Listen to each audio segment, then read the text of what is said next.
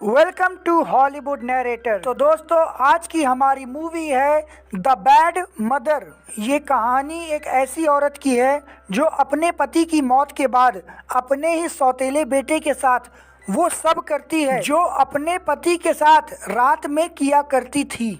Movie की शुरुआत में हम देखते हैं कि जो नाम का एक लड़का अपने सौतेले बाप के साथ बैठकर लंच कर रहा होता है।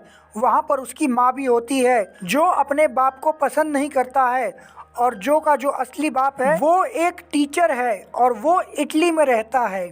लंच करते टाइम हम देखते हैं कि जो की माँ अपने पति से बोलती है कि मुझे अपना एक ऑडिशन देने के लिए इटली जाना पड़ेगा, जिस बात पे जो भी इटली जाने की जिद करता है और दोनों को परमिशन मिल जाती है। एक दिन जो का बाप अपनी कार को मोड़ रहा था, तभी उसकी गाड़ी जाकर दीवार पे लड़ जाती है, जिसके कारण उसकी मौत हो जाती है। अब उसकी माँ अपने पति के मरने की वजह से काफ़ी दुखी हो जाती है और उसको देखकर जो भी दुखी हो जाता है और कैथरीन जो से बोलती है कि हम दोनों को इटली चलना चाहिए ऑडिशन देने के लिए। फिर वो दोनों इटली चले जाते हैं। इटली में पहुंचकर जो कि बहुत सारे लोगों के साथ दोस्ती हो जाती है। उन्हीं में से एक उसकी गर्लफ्रेंड एरिना भी होती है।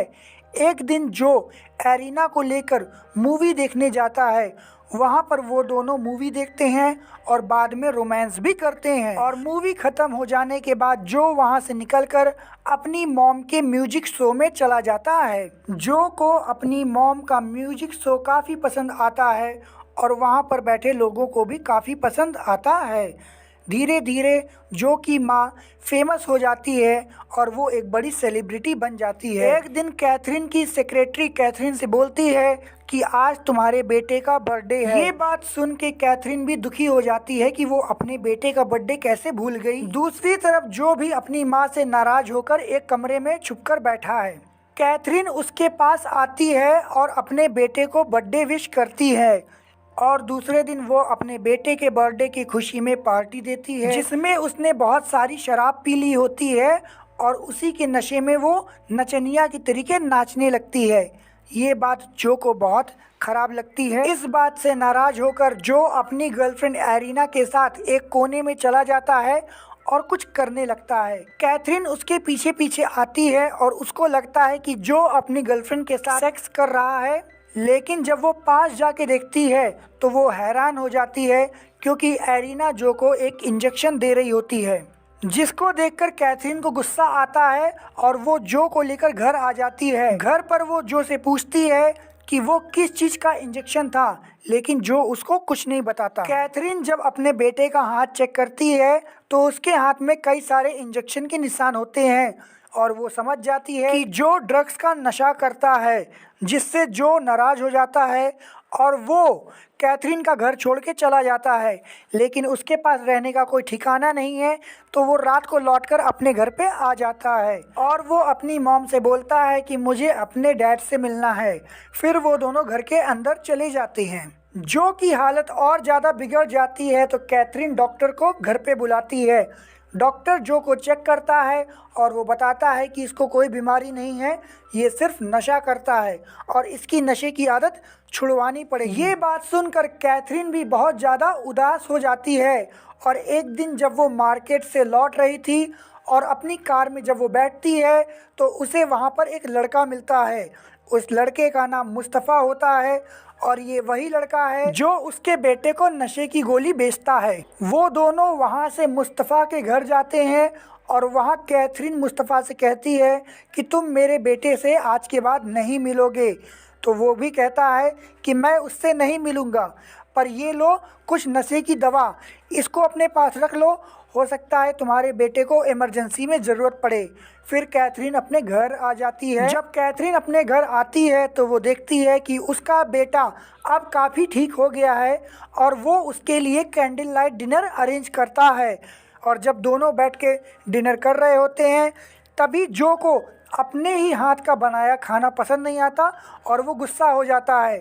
कैथरीन भी फिर उसको वो ड्रग्स पकड़ा देती है और जो उसको अपने अंदर इंजेक्ट करने के लिए इंजेक्शन ढूंढ रहा होता है, लेकिन वो इंजेक्शन उसको नहीं मिलता तो वो अपने हाथ को काटने लगता है।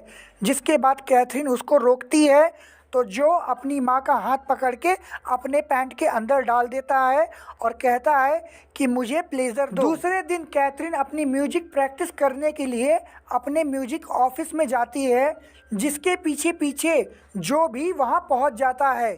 जो को वहाँ देख कैथरीन भी काफ़ी खुश हो जाती है और वो दोनों घूमने के लिए बाहर निकलते हैं और वो दोनों एक रेलवे फाटक पे फंस जाते हैं। कैथरीन बताती है कि ये वही जगह है जहाँ पर पहली बार तुम्हारे पापा ने मुझे किस किया था।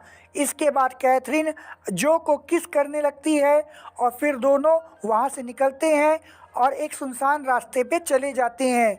उन दोनों की गाड़ी का टायर पंचर हो जाता है और कैथरीन गाड़ी का टायर चेंज करने लगती है। कैथरीन जब कार का टायर चेंज कर लेती है तभी जो उस कार को लेकर वहाँ से भाग जाता है और कैथरीन को ये बात बिल्कुल समझ में नहीं आती, तो बेचारी पैदल चलने लगती है और वो एक आदमी से लिफ्ट मांगती है। वो दोनों एक पेट्रोल पंप पे पहुँचते हैं तो देखते हैं कि उसकी कार वहीं पर खड़ी है, मतलब जो भी यहीं कहीं आसपास है। वो दोनों एक कैफ़े के अंदर जाते हैं और दोनों ड्रिंक करने लगते हैं। जो जब अपनी माँ को किसी अनजान मर्द के साथ देखता है तो वो काफ़ी गुस्सा हो जाता है और वो गुस्से में आकर काफ़ी तोड़फोड़ करने लगता है। अपने बेटे को ऐसे पागलों वाली हरकत करते देखकर कैथरीन उसके पास आती है और उसको समझाती है कि मैं इस आदमी के साथ केवल इमरजेंसी में यहाँ पर आई हूँ। लेकिन जो उसकी बात नहीं समझता और वो कहता है कि तुम मुझसे प्यार नहीं करती, तुम मेरी माँ नहीं हो, और ये सब बोलकर जो वहाँ से गुस्से में चला जाता है।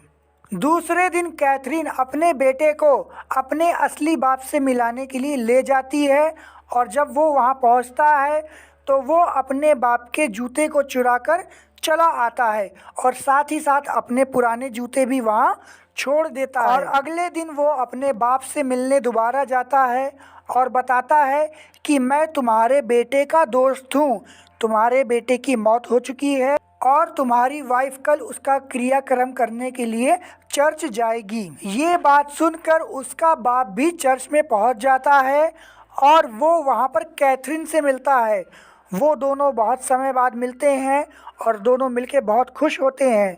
कैथरीन बताती है कि जो तुम्हारा ही लड़का है, जिसके बाद वो जो को खींचकर एक थप्पड़ मारता है और फिर उसको एक्सेप्ट कर लेता है और इसी के साथ ये मूवी भी यहीं ख़त्म हो जाती है। तो दोस्तों, अगर आपको ये मूवी पसंद आई है तो इस वीडियो को लाइक करिए और मेरे चैनल को भी सब्सक्राइब कर दीजिए। प्लीज़ यार सब्सक्राइब कर दो। मैं बहुत सालों से मेहनत कर रहा हूँ लेकिन आज तक सक्सेस नहीं हुआ। प्लीज़ कर दो ना यार।